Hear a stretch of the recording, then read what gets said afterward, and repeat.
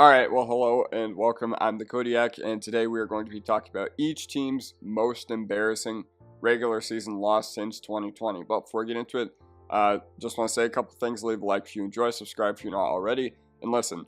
I kind of had to weigh most embarrassing and most consequential because there are a few of these that ended up being inconsequential. I do have mentioned when these teams ended up getting their revenge on the team that beat them, there's been a couple ways, but mainly it comes from beating them again in the playoffs. But I tried to remember how it felt at the time. Like, some of these, you look back and you're just like, wow, that ended up not being that big of a loss. But at the time, people were probably just like, wow, the sky is falling.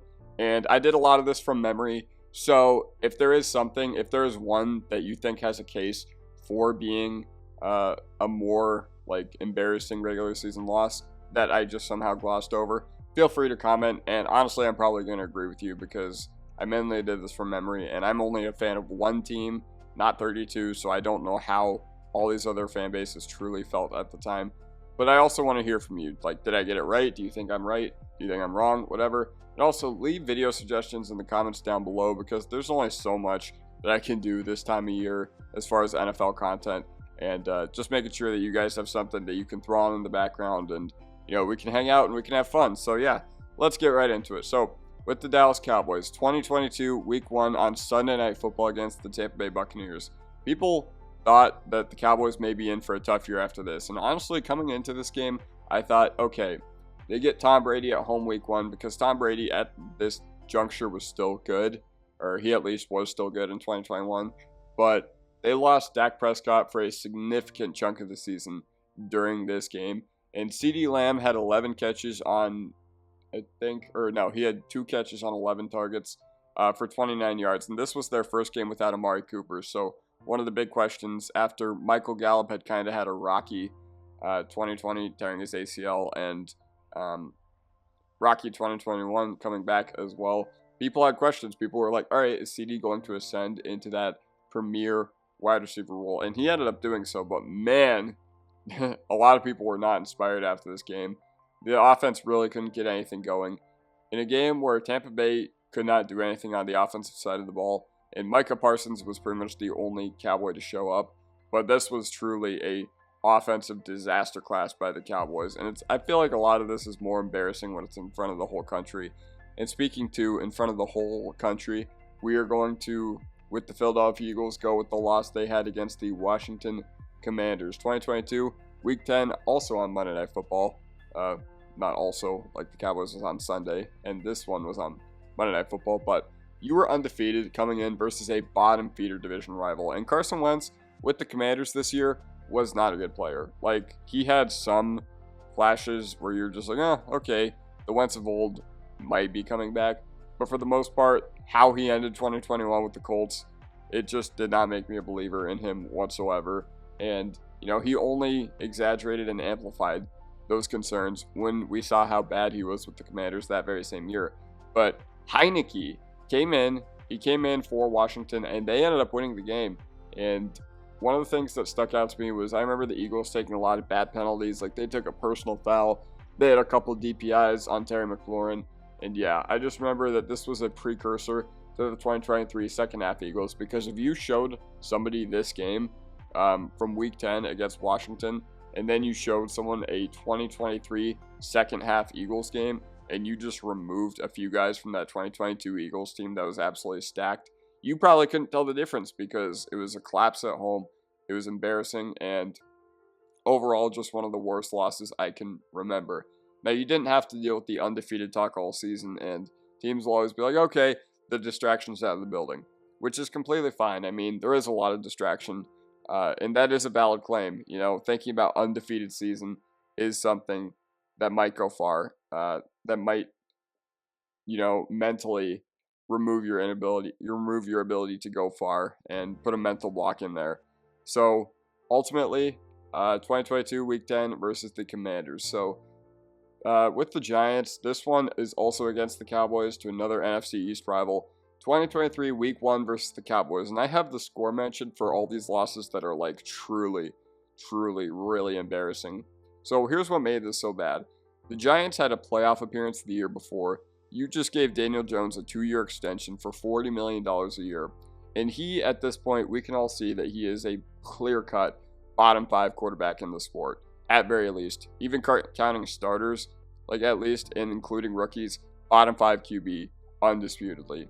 But they reached the playoffs the year before. They went to the divisional round against the Eagles, and now you had a chance to make a statement. Week 1 versus a hated rival at home. You had a whole offseason to theoretically improve on the team, even if they did end up overperforming. And I remember they did not have that much hype coming into last year because a lot of people still weren't believers in Daniel Jones. A lot of people still weren't believers in the poor roster that had been constructed. But I never expected it to look like this. And Dable, for as much as I do believe that he is a solid coach, especially for what the Giants want to do, and I think he will be a part of their turnaround. They've just come out against division rivals too often. They've just looked flat. And there was a lot of self-inflicted wounds. They had a blocked field goal. They had fumbles, interceptions, penalties, and it's just everything that you do not want. And Dak Prescott, I think he went like 13 for 24, 13 for 25. Only had about 150 yards. But when Dak Prescott has that poor of a game, especially last year, because Dak Prescott was the Dallas Cowboys, especially while they were in their push to the playoffs. Dak Prescott was the Cowboys, but he didn't play that well, and the Cowboys still won 40-0, so that was really interesting. But so the Commanders, 2023 Week 5 against the Bears. So the Commanders had one win coming in. The Bears were winless, and I remember a lot of people at the time were just like, great, we get another disaster class on Thursday Night Football. And the only real disaster class that came of this was Jack Del Rio and Ron Rivera. I knew that they were done. Like, if they weren't going to get fired mid-season, then they were at least going to be fired after the year when their grace ran out with the new ownership. And Emmanuel Forbes in particular was absolute burnt toast this game. A guy you took in the first round, a guy you selected over guys like Christian Gonzalez and Brian Branch and a bunch of other DBs. I don't disagree with the process of selecting him, but he was still undersized, so you should have at least known what you were getting into. And Sam Howell, he turned it up too little too late. Like, they did have some solid drives in the second half, some solid sustained drives where I thought, okay, the Commanders may have a chance to actually win this football game. But Justin Fields, he had an insane performance. Like, even though we saw him play some really bad games of football in the weeks prior, DJ Moore went for 8 catches, 250 yards, and 3 touchdowns, or something similar to that, I believe. And it was against your first-round rookie corner who had one of the worst coverage games I've ever seen. So the fact that you allowed this, the fact that you allowed the Bears to get their first win on Thursday Night Football, not only in your house, but also very handily, it just wasn't a good scene. So the Lions, 2022 Week 4 versus the Seahawks, and this one ended 49-45. And let me just say that I understand the first half Lions were drastically different than the second half Lions this very same year. The first half Lions went from allowing like 80 points a game, especially with a putrid secondary, and then they ended up really turning it on in the second half of the year. And Geno Smith, for as good of a year he had in 2022, he is not a quarterback where I can look at and just be like, okay, you can reasonably allow 40 points to him and it can be fine. He dropped not 48 on you, he dropped 49, and one of them was a pick 6. So, okay, the Seahawks offense dropped 42 on you. Guess what? That doesn't make it any better. Rashad Penny had a masterclass of a game. And I think the reason that makes this really, really putrid for the Detroit Lions was Aaron Glenn had received head coaching interviews the offseason prior. I remember he talked to at least Denver and maybe Minnesota. I might be getting that wrong, but I remember over this past year he also interviewed with the Chargers. So he got interviews then, he continues to get interviews now, and he probably would have coached his way out of potentially getting a head coach gig in the future if this had kept up for the Detroit Lions. Once again, they did turn it around, but speaking of the Detroit Lions in that very same year and how I talked about how the Lions of 2022 in the first half were nowhere near the Lions of the 2022 second half, it was the same story with the Packers. Actually, so the Packers, they did have a tough year that very same year, but the division was over by December. Like early December, you already knew that the Vikings were not going to squander that division lead. As much as they are the Vikings, like, yeah, there just wasn't a lot going right for Green Bay in this very same year. That is until a lot of things fell their way. They won a few games down the stretch. They won, I believe, 4 in a row to give themselves a fighting chance at the playoffs. So it was either between them or Seattle for the last wildcard spot.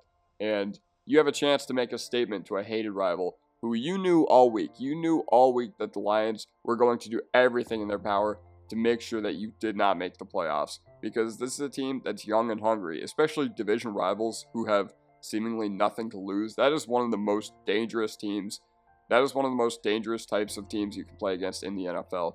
And I think the mark of a truly good team is how can you play when you have everything to gain and the other team has nothing to gain? Because yes, you are playing for the playoffs, but it's equally dangerous. So that's what I'm trying to get at with that. But the Lions were hungry, but the Packers were not. This was the decline of Aaron Rodgers on national TV. We already had kind of seen in 2022 that he really wasn't the quarterback that we had been accustomed to seeing. He definitely was not going to win the MVP award like he had done the prior 2 years. There was just no cohesion within the offense, and this was, I think, a pivotal moment in Gutekunst and Gutekunst, I don't even know how to say it, and LaFleur realizing that they needed to draft all these different weapons because Christian Watson could only get you so far. Alan Lazard and Randall Cobb could only get you so far. So what did they do? They overhauled it with Wicks, Dobbs, Musgrave, Kraft. That's what they did, and a few others in there as well. Jaden Reed, how did I not even mention him? But the thing that made this really embarrassing is Quay Walker pushing over the Lions training staff, especially late in the game. I think it was actually the penalty that ended up losing Green Bay the game, and I'm just going to say something, and I've said this before, and this might be a little messed up, but if you're going to push someone, if you're going to discreetly give him a shove enough to, knock him off balance and kind of knock him over, that is just the weakest thing I've ever seen. If you're going to shove someone, shove him to the ground, tackle him, because yeah, you might be facing assault charges, but the yards on the field are going to be the exact same, and I don't remember if he got ejected for that or not, but get your money's worth if you're going to do something like that, my man. And this ended Aaron Rodgers' career in Green Bay. We knew that Aaron Rodgers, yes, they had some chances to win at the end of his career with Green Bay, but ultimately they came up short. I never felt like they were going to win the Super Bowl, even in the back half of his career when he was playing MVP football, but I also didn't expect them to fizzle out this hard. So yeah, 2022, Week 11 versus the Cowboys for the Minnesota Vikings. They lost 40-3 on their home turf. So this was when they were coming off an insane overtime game against the Bills. They had played a few bangers to this point that year. They played against the Saints in Wembley. They just barely hung on. They played that insane game against Buffalo where Jefferson made the catch of the year and Josh Allen fumbled at the one. And the Vikings recovered it for a touchdown. And they were winning a lot of games this year, but none of them they were winning convincingly. And so here's your chance against an NFC rival who you knew was going to make the playoffs, if not win the division, if not for the Eagles, having an insane stretch. But this was a chance to establish yourself at home versus another NFC team. And Kevin O'Connell, he is a good coach, but there's a lot of issues with how he has this team prepared. There's a lot of issues to the game planning. He's a horrible run schemer. So a lot of those issues came to light against the Dallas Cowboys this very same year. And Kirk Cousins, yes, primetime Cousins, as much of a meme as it is, Kirk Cousins has been very, very consistent and a lot more resilient in big games over the past few years, but this did nothing to amplify or de-escalate those discussions. And Ed Donatell's defense, I think this was the first time where people were really, really looking at it and being like, wow, this guy might be a horrible defensive coordinator, because they had no answers for Tony Pollard. 2023, Week 2 against the Tampa Bay Buccaneers for the Chicago Bears. So here's the biggest issues with this. Fields had a lot of hype last offseason. People weren't expecting him necessarily to win the MVP, but he did have a lot of bets on him to win the MVP. If I remember, he was at least in top 3 on money in Vegas put on to win MVP in 2023. So a lot of people were banking on a big year for him, including Chicago Bears fans who were just like, all right, last year was bad, but we at least have the opportunity to see if this guy can be our franchise quarterback. In 2022 was a rough year, but Fields did show a lot of ability. Fields did show a lot of playmaking ability. the ability to rip off a 50-yard run, like just at his disposal, and just do something absolutely incredible and make an incredible play.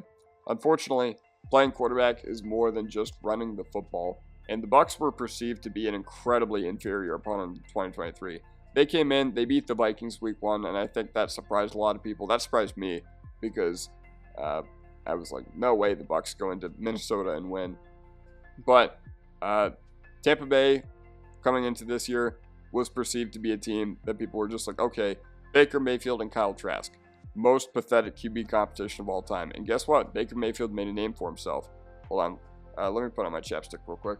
So with this, I remember that this was the game that told us that Fields was not going to be the answer in Chicago. Like, for as much as people want to say that he still had flashes and he still had hope, like, there have been so many Bears fans in my comment section that are mad that they got Caleb Williams. And listen, not only was Justin Fields bad, he looked like he regressed from Ohio State, because at Ohio State, he was a good passer. He was very accurate. So I believed in him. I believed to take that step up. But he is nowhere near, like, mentally, nowhere near where he has to be an NFL quarterback, because he is probably a bottom 3 processor I have ever seen. I think Mitch Trubisky and Nathan Peterman are probably the only, like, worst post-snap quarterbacks I've ever seen besides Justin Fields. And he still had chances to win, but had no interest in doing so this game. Like, Tampa Bay was begging for you to at least, because the Bears, they kept it close for, like, as bad as this performance was, they did keep it close. But I highly recommend, if you guys just have some time to kill, I highly recommend you check out JT O'Sullivan or Tim Jenkins' breakdown against Justin Fields week 2 in Tampa Bay, because it was legitimately, like, it wasn't on par with the Trubisky 2019 week 1 performance, but it was bad. So Tampa Bay Buccaneers. Speaking of the inspiration I had for this video, because I was talking to one of my friends and I was like, I think the Buccaneers loss versus the Saints might be the worst regular season loss in NFL history, all things considered. That was like in a non-playoff, like didn't have playoff implications like directly, because this game took place in early November. So 2020 week 9 against the New Orleans Saints, 38-3. So there was some offseason hype in 2020, but I remember I wasn't like thinking that the Buccaneers were going to win the Super Bowl or anything, but a lot of people were still pretty excited about this. I remember I wasn't really tapped into like the actual NFL. I cared about fantasy football more at this time than I cared about the actual NFL, so I wasn't like, especially in 2020, like pretty much it's always the other way around, but in 2020 in particular, I was really excited about fantasy football, and I do remember that there was some hype with the Tampa Bay Buccaneers. I remember they extended Chris Godwin. What else did they do? They signed LaShawn McCoy. So a lot of people were just like, dang, in 2014, if this team was around, you know, with Shady McCoy and stuff like that, then they would have easily won the Super Bowl. But they had a chance to avenge a week 1 bitter defeat the same year. I thought the Buccaneers were going to win week 1 that year. I was like, okay, you know, the Saints under Peyton had not really come prepared to play week 1. They had, you know, all that Fitzmagic stuff happened in 2018. You had Bradford in 2017. You had the Raiders in 2016. And some absolutely disastrous performances week 1. But the Buccaneers, they came out flat. They came out flatter than Kansas. And you had a chance to pull ahead in the divisional and playoff race. Like, I do think, like, was this to take the lead in the division? I can't remember exactly. But the Buccaneers had no game plan besides throw deep. And this was a game that made me realize, okay, Brady and Arians, they had to compromise in some way. Because Arians, for whatever reason, he would only let Brady throw deep. And the Tampa Bay Buccaneers only ran the ball 5 times. 5! Did you hear me? 5 times this whole game. I'm sorry for breaking your eardrums, but I'm pretty sure that's the record for least running plays in NFL history, and one of them was a kneel. So you ran the ball 4 times in plays that actually mattered. But again, Tom Brady had never been like a deep ball quarterback. Like, yes, it wasn't his arsenal. It wasn't his, you know, repertoire as far as what he could do as a quarterback. I mean, what wasn't other than scrambling? But they just had no cohesion on the offensive side of the ball. And it kind of took this game, I think, for Arians to realize that the receivers could actually run routes under 10 yards. And it all ended up working out. You won the Super Bowl this year. And not only did you win the Super Bowl this year, you came into New Orleans in the wild card round and you beat the Saints after they swept you this year. You swept them, or you beat them in your house to move on to the next round of the playoffs. So that had to be a sweet moment for Bucs fans, all things considered. Now, speaking of the Bucs and Saints rivalry, here's what we are going with for the Saints. So the Saints coming into this year, the NFC South had been a really weak division in 2022. Atlanta was Atlanta-ing with Marcus Mariota and Desmond Ridder.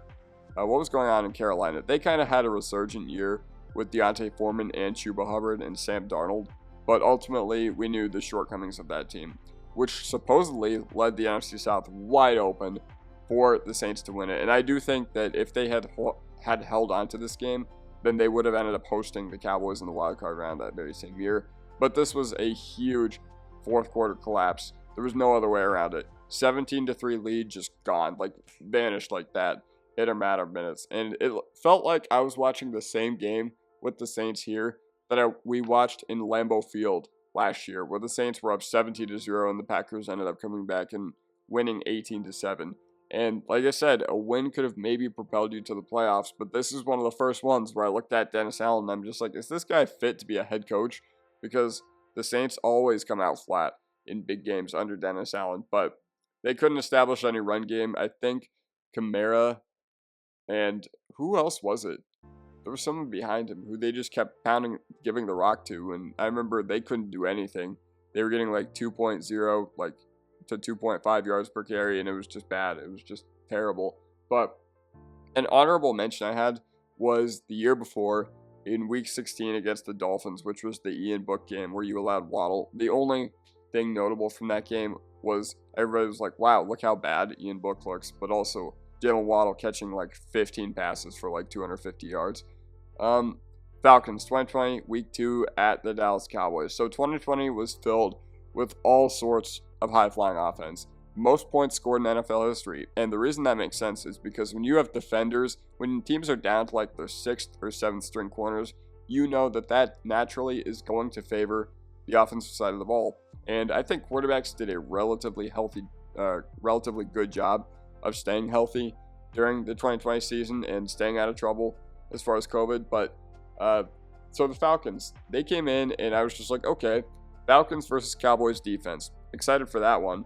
And they had a 39-24 lead with the 8 minutes left in the fourth quarter. And the reason this is so notable is because if they had been any other team that just absolutely collapsed, it wouldn't be that notable. But people think back to 28-3. People think back to 27-26 against the Saints Week 1 that I have as their honorable mention for this. But Julio and Matt Ryan, they had insane performances. I think Ryan, he definitely went. Did he go over 400 yards? I don't remember, but I just remember Julio Jones had one of his last like vintage performances to where people were actually like excited about him.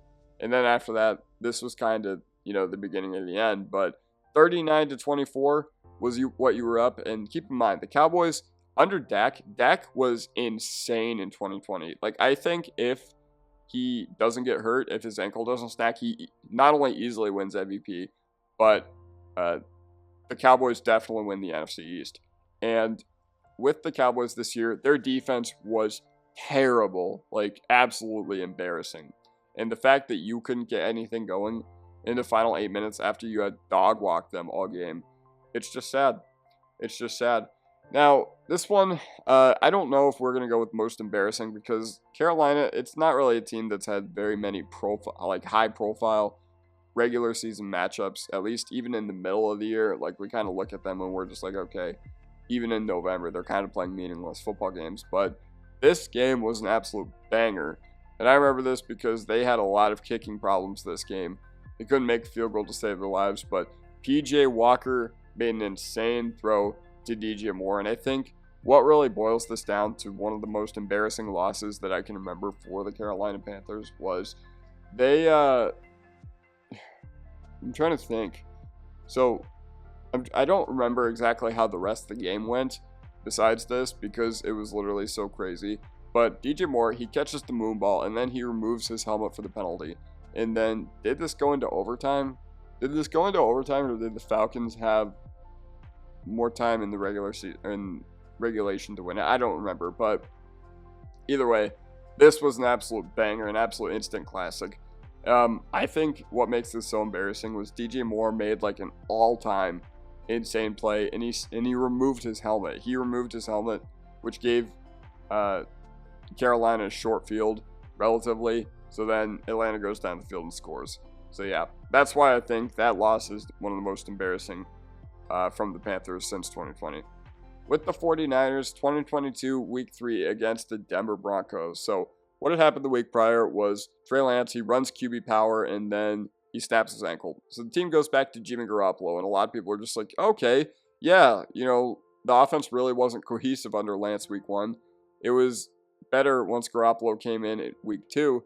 So people were expecting the offense to look better naturally. People were expecting the offense to take steps forward. People were just like, oh, Jimmy G has more veteran presence. Even though, listen, if you were still on Jimmy G even after he had cost you multiple opportunities at Super Bowls, I don't know what to tell you.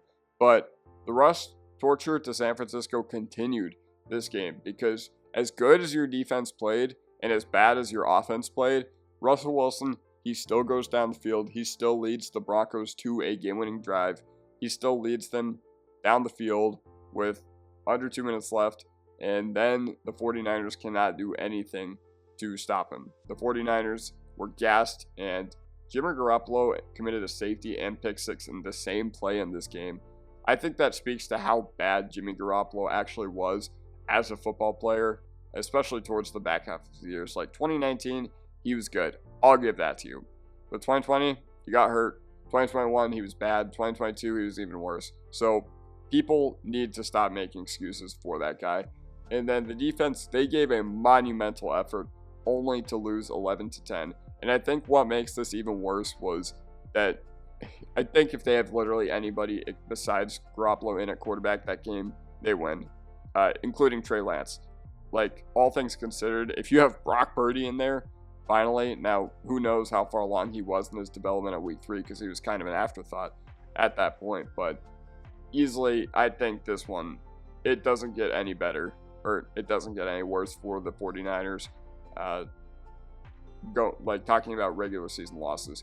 You can think about Monday Night Football against Baltimore this year. You can think about this very same year where Kansas City came in and Jimmy Garoppolo played equally garbage. But yeah. So Rams, 2021 Week 17 against the 49ers. So the Rams were playing for playoff seeding at that point. Could they have gone for the 1 seed? Again, I can't remember much. But the 49ers, they were fighting for their playoff lives. You had a chance to knock them out, and you had a chance to put the Saints in. But the 49ers, they had an insane comeback in the fourth quarter, and they ended up getting the better of you in overtime. And I think what makes this really embarrassing for the Rams was even when you were going for your Super Bowl, even when the year you went all in, the year you pushed all your chips in that basket, the year you traded for guys like Von Miller, the year you finally went out and got guys like Matthew Stafford, and the year that Cooper Kupp was just absolutely insane and setting every sort of receiving record, single season receiving record that there was to set in the modern NFL. The 49ers fans, they came in and they just proved that nobody in LA cares about football. I'm pretty sure even now if you go to LA, nobody there is a Rams fan. And that was embarrassing for the Rams. And it all worked out because the Rams did get their revenge in the NFC Championship against the 49ers. So yeah, once again, this is one of those where it all worked out, but at the same time, nobody could stop Debo. I think in overtime, they couldn't stop Kittle either, if I remember correctly. So yeah, that one was really bad. Speaking of more recent ones, 2023 Week 17 versus the Steelers. I think this was the one where people looked at and people were just like, okay, Hurt should probably be fired. And that was what happened. So the run defense could not stop a nosebleed versus Jaylen Warren and Najee Harris.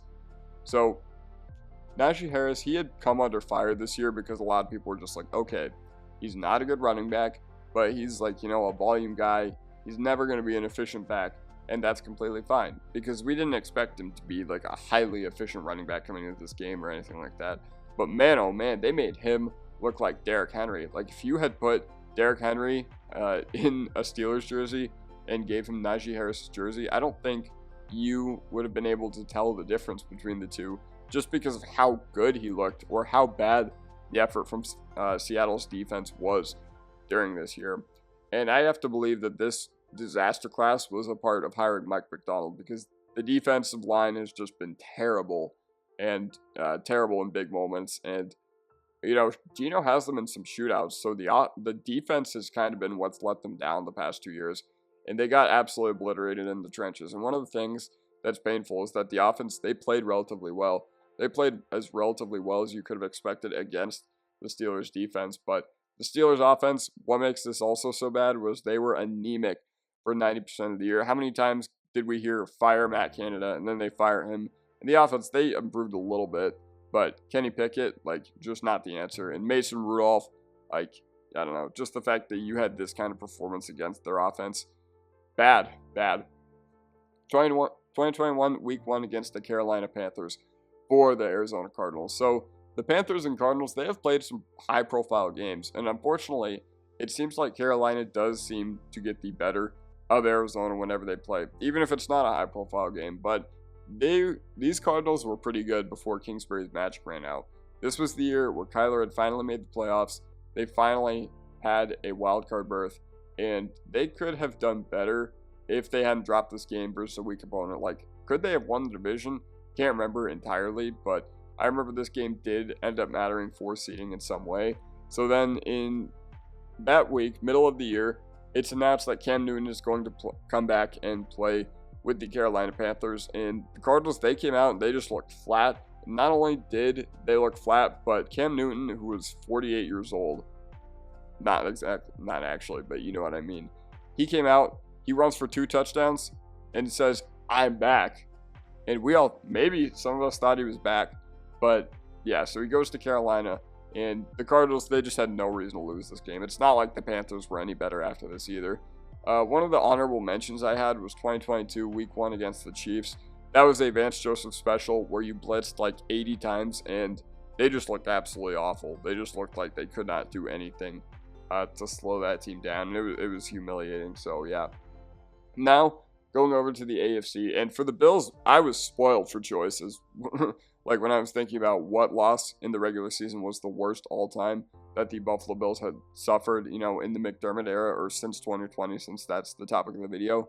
So the disaster class against the Broncos on Monday Night Football. These were not the Bills we were used to seeing anyway. They were 5-4 coming in. They just lost to the horrible iteration of the New England Patriots in New England. They allowed a game-winning drive nonetheless, and this began with James Cook fumbling the ball a million times. First play from scrimmage, hand off to James Cook. Jaquan McMillan rips it right out of his hands. And James Cook, he kept fumbling, and I think he actually fumbled 3 or 4 times this game, and the Bills did end up recovering the other times he did fumble. But Gabe Davis, he dropped a pass. That pass went right through his hands and went right into the arms of Justin Simmons instead. So there was not a lot of cohesion with the Buffalo Bills in this game. And it just really came to light that, things are kind of deep. It just came to light that this team is not really that deep, all things considered. But they had a 12-man on the field penalty after Lusk missed the game-winning kick. The Broncos did that weird thing where it was the end of the half, and they had the special teams unit run onto the field. And even though the Bills had surrendered a game-winning drive, the Broncos still had to make the field goal. And for a kicker that kind of had the yips all year, like Will Lutz, this was about as good a chance as you could have had to start him off. And Will Lutz, he just ended up missing the kick. But 12 men on the field for Buffalo gives them a chance to redo it. It gives them a chance to re-kick, and it was just absolutely embarrassing. Now, my honorable mention for the Buffalo Bills was the year before against Minnesota, but that wasn't really as embarrassing as much as it was just an absolute haymaker of a game. But my true honorable mention was 2 weeks later in Philly, where you outgained the Eagles 500 to 350, and you still took them to overtime, and you allowed the Eagles to walk it off against you. That was truly bad, and I thought McDermott was on his way to getting fired at the end of the year, but it didn't happen. But this one, still, all things considered, man, oh man, was it horrible. And speaking of the same year with the AFC East, we are going to go with 2023 Week 3 versus the Tennessee Titans for the Miami Dolphins. So the Miami Dolphins, their offense wasn't what it had been in the first half of the year, except for when they played bottom feeders like Washington. So yeah, I was expecting this to just be another Dolphins masterclass offensive performance, and this loss was on Mike McDaniel for not having the team ready to play, for calling some insane plays in the red zone, for calling like 8 million back shoulder fades when you had not only Achane but Mostert, who had an insane year running the football in, especially in the red zone. And the Dolphins offense, they did play decently well, but in the fourth quarter, it completely let the team down. Like, there was no reason why you shouldn't have gotten a sustained drive or anything like that. But Tua, this was the beginning of the conversations between, okay, Tua can't win big games. This was when it really ramped up because people had looked at the Packers game the year prior and been like, okay, that was awful, like, whatever. And even in the big games earlier this year, with the Miami Dolphins, like, they put up, I think, 70 against Denver, and then week 4 they go to Buffalo and lose by multiple scores. Yeah, so they cannot win big games, and to this day, they still haven't shown that they can win any semblance of a big game under Mike McDaniel against Tua. And I think what makes this really embarrassing was Will Levis had a really rocky rookie season, like by far the highest in the NFL with turnover-worthy plays. Just had no idea what he was doing, had a bad group of weapons, had a bad offensive line. So the entire offense was bad in Tennessee, but guess what? You allowed this guy to dog walk you down the field in the final 2 drives that you had as an offense. So that was just humiliating for the Miami Dolphins. And I think Vic Fangio has to answer for that as well.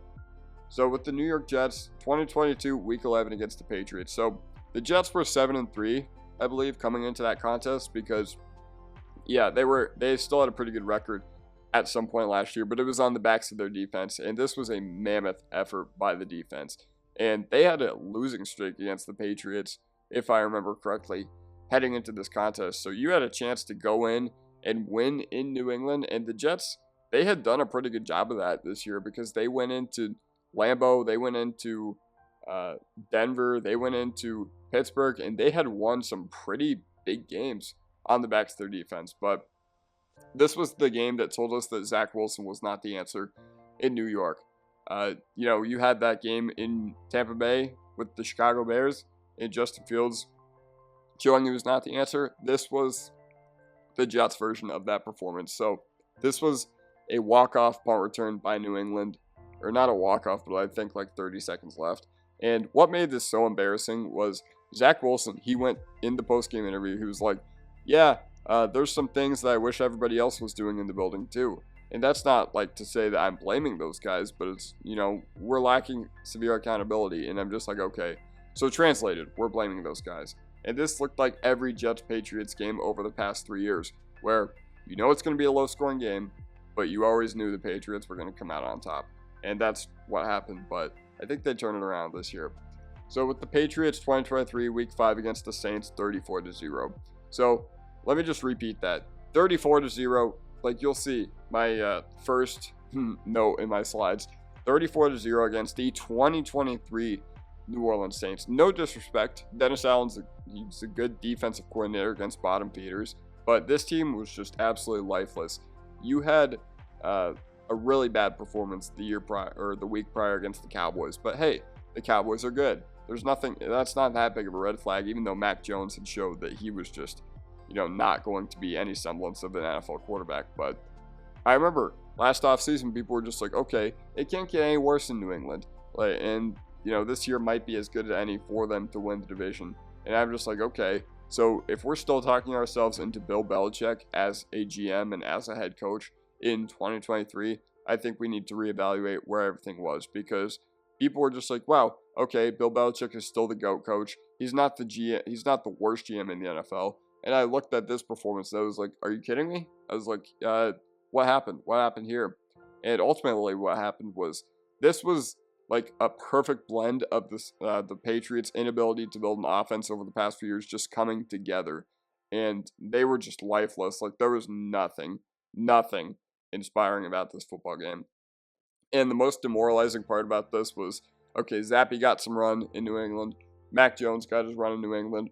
But they were both equally garbage, and neither showed to be the answer. I think it's more disappointing for Mac Jones, considering how he looked after his rookie year and considering you invested a 15th overall pick into him, but still. Baltimore Ravens, 2022 Week 2 against the Miami Dolphins. So blowing leads over the past 2 years is not uncommon for Baltimore. I meant to say is, not it. But you think about prior to, or this year, a little earlier in the year, where they lost a huge lead at home against the Deshaun Watson Cleveland Browns, and that was insanely disappointing. And this was the Tua Tagovailoa breakout game, because the Dolphins, coming into this game, they had won Week 1 in New England, but people were just like, okay, New England Week 1 in Miami wasn't going to go well. Let's see how it goes. And then the Dolphins were down 35-14 coming into the fourth quarter. And this was the largest blown lead in franchise history. Like, Marlon Humphrey in 2020 at some point said that this team had a propensity and an identity of choking in the Lamar era. And I don't entirely disagree, because Tyreek Hill and Jalen Waddle combined for 22 catches and 360 yards. And listen, no disrespect, like, those guys are insane players. Those guys are absolutely unbelievable, and they are a problem for opposing defenses. But when you were up 35-14, there's honestly just no excuse. There's honestly just no excuse, and it makes it even worse that you surrendered the final score of the game with under a minute left. That's just the cherry on top of all this. But an honorable mention I had for the Ravens was 2020 Week 3 against the Chiefs, because that was after the year that Lamar had truly broken out, and then Mahomes drops 4 touchdowns on you. Like, it was just absolutely embarrassing, and it was just not good. But yeah, so this was my most embarrassing loss for the Baltimore Ravens 2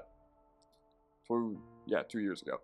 So with the Cleveland Browns, 2021 Week 16 at Lambeau Field. So this was a horrible performance by Baker Mayfield, and apparently he was injured. And so I'm willing to put this on the coaching staff as well, because if his shoulder was truly as bad as people made it out to be, there was no reason for him to be even playing in this game, even as a quarterback. Like, if your quarterback is not ready to go with a bum shoulder, he's just not ready to go. Like, the shoulder is an important part of his position.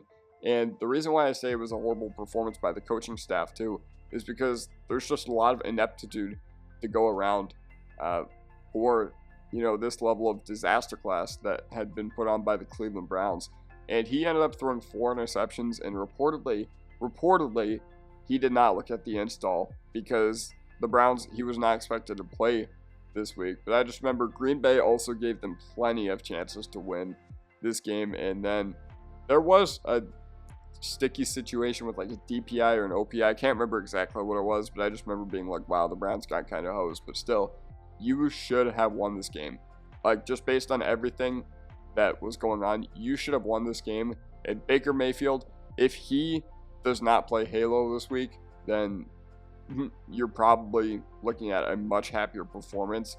But also, if you have any semblance of a quarterback that has a functioning shoulder, you probably win this game as well.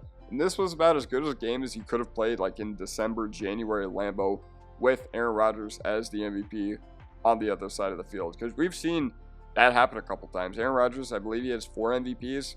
And whenever it gets late in Lambeau and the weather gets cold, he's a tough guy to play against. So, yeah, this was about as good of a game as you could have played. But my honorable mention was 2022 Week 2 against the Jets. But I think what kind of saved that was that Flacco ended up becoming a Cleveland legend as well.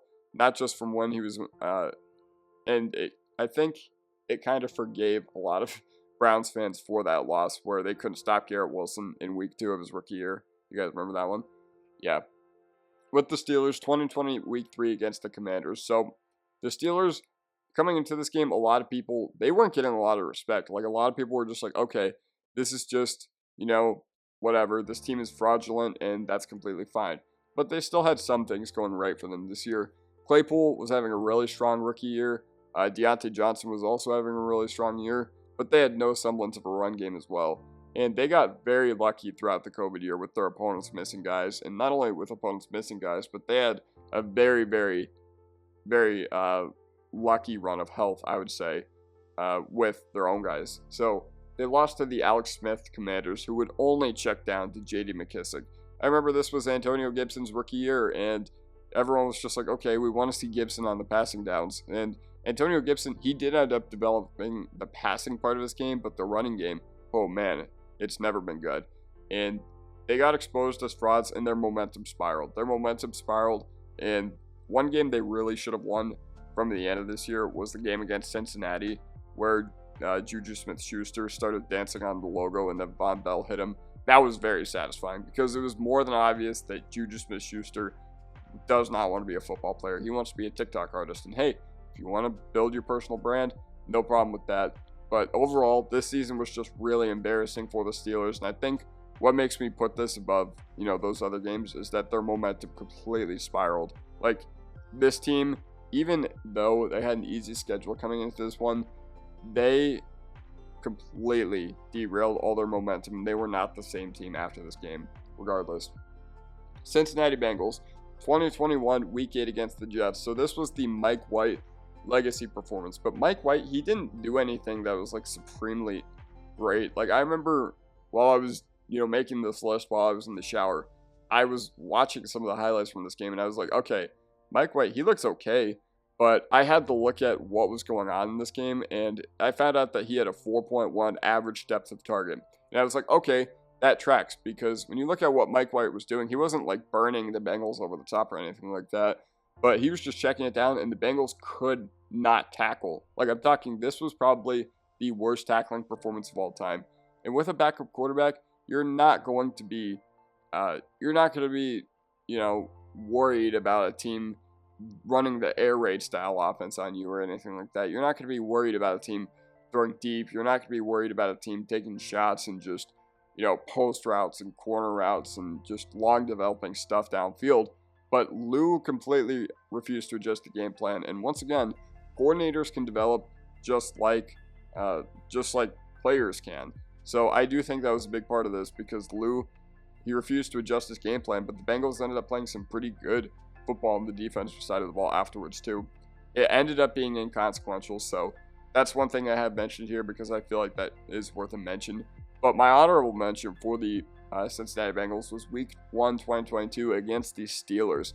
They've had some Week 1 disasters, especially in the Joe Burrow era, but at least with the Browns one this past year, you have the valid excuse of, okay, Burrow's calf was bad and he was absolutely useless when he was out there. And I don't disagree. Like, he was hurt. But what happened in 2022 Week 1? Like, it was, again, the offensive line crumbling. Even after you had come this close to winning the Super Bowl, it was just bad. Bad all around. Speaking of the Bengals, 2020 Week 15 against the Bengals, probably the second worst defensive effort I have ever seen. Because the Bengals in a lost year, they had no Burrow, they had no Mixon heading into this contest. So what happens? Brandon Allen throws for 400 yards, and Samaje Perine, who is a great backup running back for the Bengals, don't get me wrong, he completely dunked on your defense again.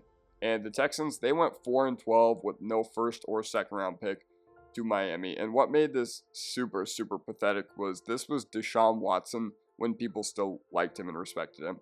This was him having an incredible performance and him just basically being like, all right, what can I do? But yeah, one of the things that sticks out to me is you let Brandon Allen and Samaje Perine drop 37 on you, and it was just bad all around. So honorable mention, Week 14, 2023 against the Jets. That one was bad too, but at least the Jets have had a good defense, especially at home, over the past few years, and it was kind of like, all right, these things will happen sort of game with a rookie C.J. Stroud. But the Texans, they went 4-12 with no first or second round pick this year. It's hard to say it wasn't worth it because you have had Tunsil, who is now a franchise left tackle for your team and has remained with you through the tough years. And, you gave up a bunch of picks for him to originally protect Deshaun Watson. So again, it's hard to say that wasn't worth it. But ultimately, it was a tough pill to swallow. Like, if you had third overall in 2020, the team would be in a much better spot. But again, so Jacksonville Jaguars, 2023 Week 13 versus the Cincinnati Bengals. So they came into this loss with an 8-3 record. They started at 8-3, but they finished with a 9-8 record, and in overtime, they had a chance to win. And I think that if Lawrence doesn't go out, the Jaguars probably do end up pulling ahead. But Lawrence, he had not had like that absurd of a performance or anything like that. Like, it was just all Evan Ingram, and Evan Ingram kind of had a legacy performance in this game.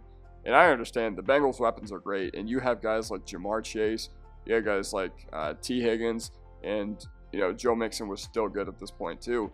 But Jake Browning, like coming in and dropping 34 on you and making you lose in overtime when you had coming into this game with an 8-3 record, and you had a chance to basically wrap up the NFC South and maybe even a 1 seed if you had hung on to this performance. But this was just a plethora of embarrassing losses for the Jaguars. Doug Peterson and Press Taylor really had this team just not playing complimentary football. It all came to light against the Titans 5 weeks later. 2021, Week 17 against the Raiders for the Indianapolis Colts. And my only question is, why is this matchup always so humiliating for the loser recently?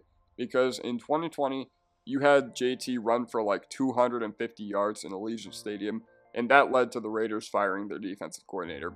And then this year, in 2021, you had the Carson Wentz just absolute catastrophe.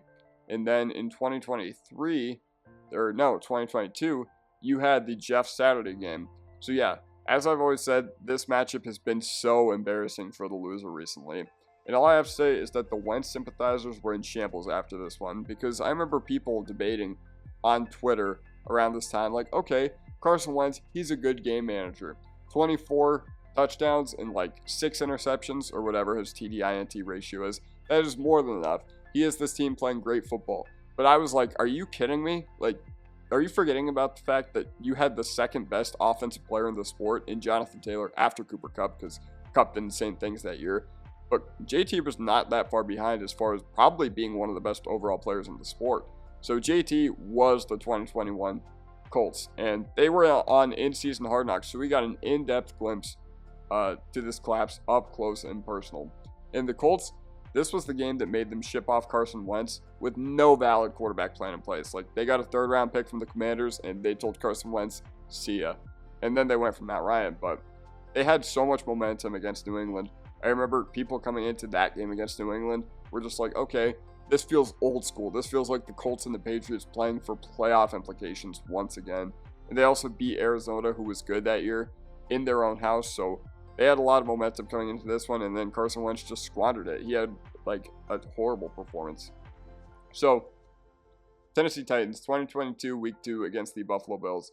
So one thing I will say about Mike Vrabel's Tennessee Titans is that they were always ready to play. Like, they may have not always won, and honestly, most of the time, they did not win high-profile matchups against other teams, especially if they were on the road. Except for 2021 against the Bills on Monday Night Football. They did recover that. They did have that goal line stand, but this was another one where the team just was not ready to play football, like, at all. 41-7, that's about as bad as it gets. And it was the beginning of the end of Tannehill's time with the Tennessee Titans. I remember after this game, a lot of people were just like, okay, let's see what Malik Willis can do. And eventually, in a winner-take-all game, like, I think it's an absolute miracle that this team was playing in a winner-take-all game not too long afterwards against the Jacksonville Jaguars, while they had no option at quarterback besides Josh Dobbs and Malik Willis. And this was their lack of skill position guys coming into light, because Kyle Phillips was their wide receiver too. Treylon Burks, he hadn't developed yet, and honestly, he's probably never going to develop just because he's like just terrible. But I remember this was a lot of people saying that the Tennessee Titans had the worst skill position room in the league, and I didn't entirely disagree. My honorable mention for them was 2021 Week 1 against Arizona, where Tannehill got sacked like 18 times and they lost 35-10 at home, but they ended up getting the 1 seed that year, so it was, 2023 Week 16 versus the Raiders. This was like humiliating in every stretch of the imagination. So the Chiefs, they finally had some offensive momentum going into the game, because the Chiefs in the beginning of 2023, they did not look good on the offensive side of the ball. Like, they looked actively bad. And their secret this year was that they won the Super Bowl off the backs of their defense. So it was more along the lines of, okay, we don't have any skill position players. Travis Kelce's still not really playing what he used to be, as far as what he used to be, and he's not adding what he used to the offense. So they did have to compromise, and they did have to run the ball more, and Mahomes has tortured the Raiders defense ever since 2018. Like, they have had the worst defense in the league ever since then, and I'm not even sure it's close. And that's not even debatable either. But this was Christmas in front of your home crowd with Taylor Swift there. You knew about the Taylor Swift, hype going on. I'm pretty sure, like, casual fans were pretty tired of it very early on. But the Raiders did not just win. They embarrassed them. Like, they took a lap. The fact that they took a lap after scoring those 2 defensive touchdowns on back-to-back plays, this game made me feel like not that we were watching, the Las Vegas Raiders, but I felt like we were watching the Oakland Raiders, and everybody knows that there's a difference between those two. And Pierce had this team playing like they believed that they could go into Kansas City and ruin Christmas, and they totally did. But the Chiefs, they did get their revenge. They did get their revenge by winning a Super Bowl in the Raiders' expensive backyard. So, and with the Mahomes doll thing, I'm interested to see where this rivalry ends up going forward. So, 2022 for the Raiders, who we just talked about. 2022 Week 10 against the Indianapolis Colts. So expectations for this team were pretty low. They came into this game, I believe, with 3-5, 2-6, something like that. The record was not good. So the Colts, they had a lot of turmoil and chaos coming into this year because they canned their coach mid-season, and a lot of people were expecting, okay, the expectations for this team were very, very low. And wait, was it Frank Reich? I think it was Frank Reich because it got fired back-to-back seasons in the middle of the year. But losing to Jeff Saturday on your home turf, oh man. Like, Jeff Saturday, he was declared the interim head coach. I'm pretty sure it wasn't even it was a handful of days only before this contest took place. And Matt Ryan was a surprise game day active too, so they weren't ready for anything. They weren't ready for that either.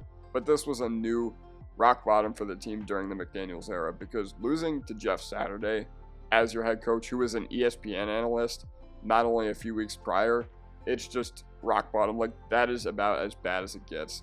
And this was the new rock bottom for the team during the McDaniels era, and it's just bad.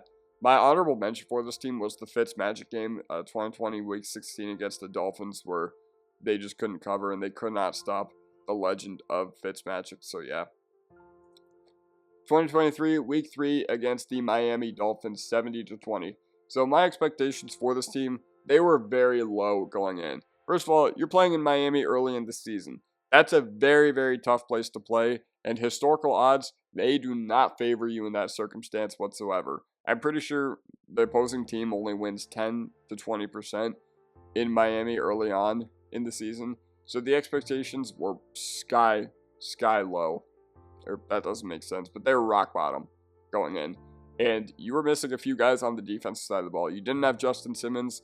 Kareem Jackson was just slow and washed up at this point. You didn't have Josie Jewell. So I thought that it was going to be a tough contest for the Broncos to win. But they put up the worst defensive performance of all time. Like this, no joke, probably the worst defensive performance I've ever seen. 70 points to the Miami Dolphins. And whenever that crackback block happened to Randy Gregory, like, I can still see it in my head this day.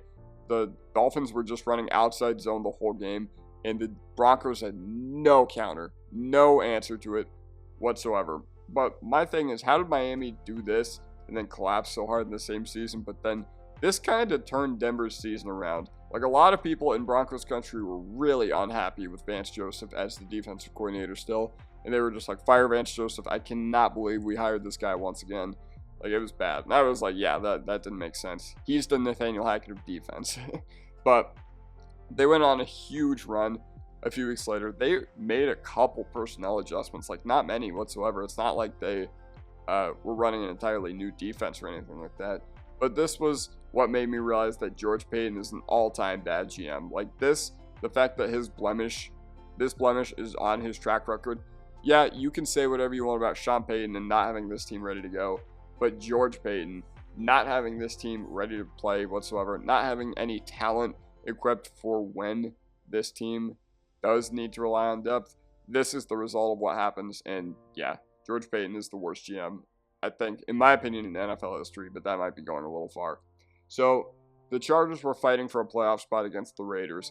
This was a winner-take-all contest, and the reason why I did not choose the one from this past year where the Raiders, or the Raiders played the Chargers at Allegiant Stadium on Thursday Night Football, and the Chargers ended up losing like 65 to like 20 or whatever the final score was, is because we kind of knew that Staley was in over his head. We had assumed that it was going to be difficult without Justin Herbert, and that was completely fine. But Justin Herbert had an absolutely ridiculous year. It was one of his very best, and this game shed some light on how bad of a coach Brandon Staley is. Herbert dragged them back, and they should have tied. Like, Herbert had an insane fourth quarter, and, Staley, he should have just let the clock run out. Because a lot of people are coming in saying, wow, if they tie, they both make it. And so instead, we got the washed Pittsburgh Steelers, like, the ghost of Ben Roethlisberger, playing his final game at Arrowhead in the wild card round. And ultimately, it was just bad. It was just a tough scene.